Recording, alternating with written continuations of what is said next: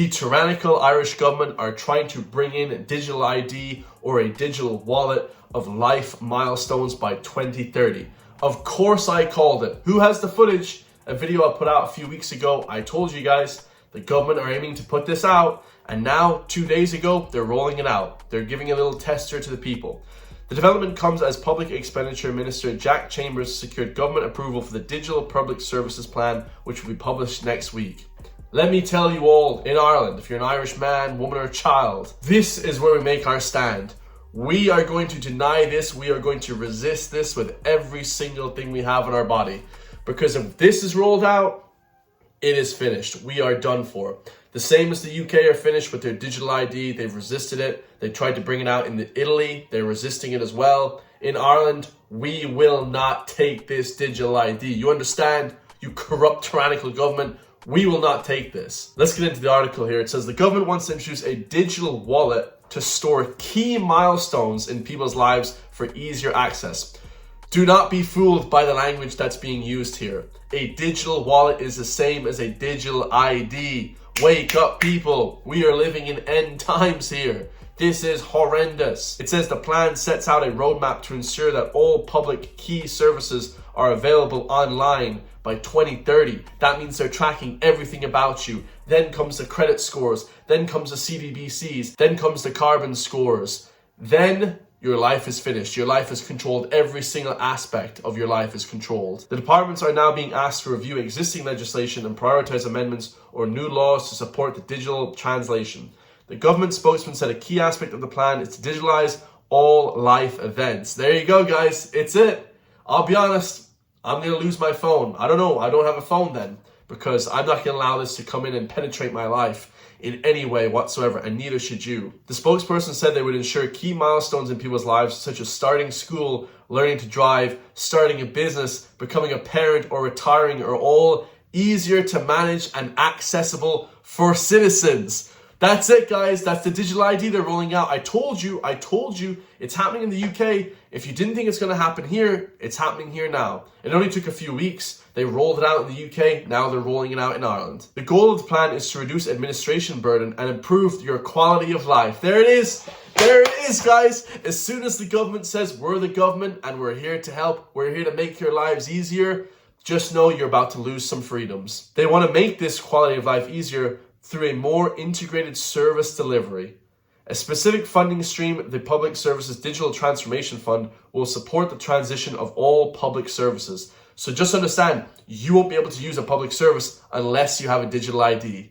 Now you're finished. Oh man, good thing I have a 2007 Toyota, okay? No electric car for me. You can't control any aspect of my life. You understand? You corrupt evil government. We will resist with everything.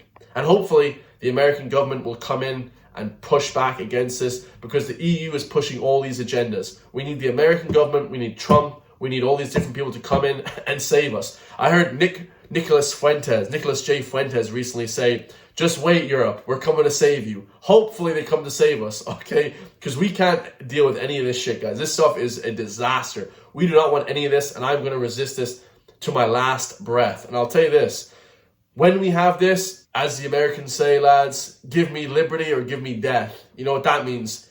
This is it, guys. This is the final frontier right here. This is the final road.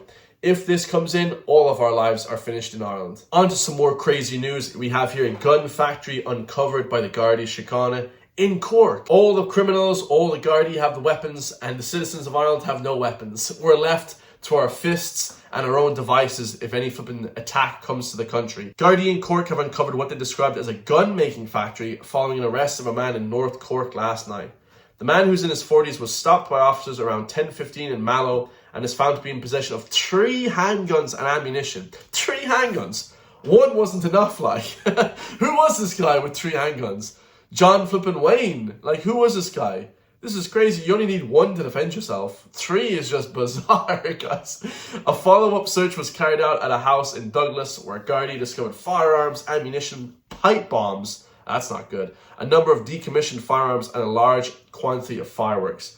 Obviously, pipe bombs aren't used to defend yourself, so Lord knows what they're being used for. The arrested man remains in custody this evening as investigations continue. So like I said, we have no weapons to defend ourselves. All these illegal criminals have the weapons, the Gardaí have the weapons, and we're just sitting ducks in this country. We're just flipping, we're screwed. If anything happens, if any major force comes to Ireland and gets inside the borders of our country, we're gonna fucking die. Another breaking news story here from the US. We have President Trump saying that Christianity is facing an existential threat in Nigeria, that he will go over and he will stand by the people. I've talked about this in a few different videos. You know, I have empathy for Ireland and Ireland only, for my own citizens. I can't care about what's happening in the Middle East or what's happening in East Nigeria. I can only care about my own people, unfortunately. The US, they are a superpower. They can take care of other countries. And I hope with everything they have, they go in and they flip and destroy all these criminals and these terrorists that are wreaking havoc in East Nigeria. Because I've seen the videos on X and they're horrendous. Nigerians are, for the people that I've met, are good people, Christian people. They want to have a nice standard of living for the most part. Let's actually try to protect these people in their own countries so they don't need to flee this place, because Nigeria is a rich country, perfectly good country to live in. All these countries are perfectly good countries to live in. They're just ravaged by flipping criminals and basically terrorists, lads. And it's just, you know, it needs to be stopped. Christianity is facing an existential threat in Nigeria. Thousands and thousands of Christians are being killed. Radical Islamists are responsible for this mass slaughter. I am hereby making Nigeria a country of particular concern. That's a legal definition. When the Christians or any such group is slaughtered, like is happening in Nigeria, 3,100 versus 4,476 worldwide. What horrible numbers. Something has to be done. I am asking Congressman Riley Moore, together with Chairman Tom Cole and the House Appropriations Committee, to immediately look into this matter and to report back to me. And I mean, like, immediately. The United States cannot stand by while such atrocities are happening in Nigeria and numerous other countries. It's not only Nigeria, it's all over. South Sudan, it's happening as well. They're having big issues. They're killing Christians en masse in South Sudan, East Nigeria. They need to fight back. America needs to go in there. I'll be honest with you guys. I don't think they should deploy troops and stuff, but they need to fight back somehow. You know, these countries are getting destroyed by this flipping terror attacks. It's disgusting. We stand ready, willing, and able to save our great Christian population around the world. Let's go. This is not going to happen. Let's go. The killing of Christians is not going to happen. I love it. I love to hear that, man. Trump is a man of action. Let's get it going. You know, I would say flipping go in there and flipping, you know, destroy these terrorists. I mean, we see what it is now, guys. You know, this is not like Iraq or Afghanistan. This is not wars like that, guys, okay? Those are sovereign countries when America attacked them because of 9/11, okay? There was nothing actually happening there, okay? We all know that's a big conspiracy. Nigeria, Sudan, absolutely, guys. There's shit going on there that they need to stop 100% immediately. And we're back again with some more terrorists. In Ireland, though, these are domestic terrorists. This is the revolutionary communists of Ireland, okay? I actually reacted to this lad probably like a few months ago, but now he wants to introduce laws to criminalize the freedom of speech, the only thing that we have in this country. These communists, they want us to live like Mao's China, like Russia. They want us to be all killed if we speak out and dissent the government. No. The number one most important thing in Ireland is our freedom of speech. Despite the overwhelming support from students and despite meeting all the requirements to set up a society, the DCU bureaucracy has turned around and told us that they will no longer approve our Marxist society. Oh, sorry, shit. I have to play that again. That was the funniest shit ever. The DCU have rejected our Marxist society because Marxism is a death cult. Same with communism. These people are retards. Oh, let's just start up a Marxist society. Like, do they even know anything about Marxism? Guys, this is a death cult. They're trying to kill all of our people. Like, stop bringing this shit in. This guy is a domestic terrorist, if you ask me. Like, this guy is a flipping lunatic. Like, what the hell is he talking about? This is the same DCU bureaucracy that allowed a Zionist group to hold a stall on campus uninterrupted for over an hour. This is the same DCU bureaucracy that is raising student rent by 7%. This is an absolute disgrace, and we know exactly why they're doing it. It's because they're scared. They're scared what students can achieve when they're organised under the banner of communism. sorry. They're scared about what students can achieve when they're under the banner of communism. Oh, communism rules all. These guys are crackpots. They're crazy. You belong in a flipping insane asylum. What the hell are you talking about, communism?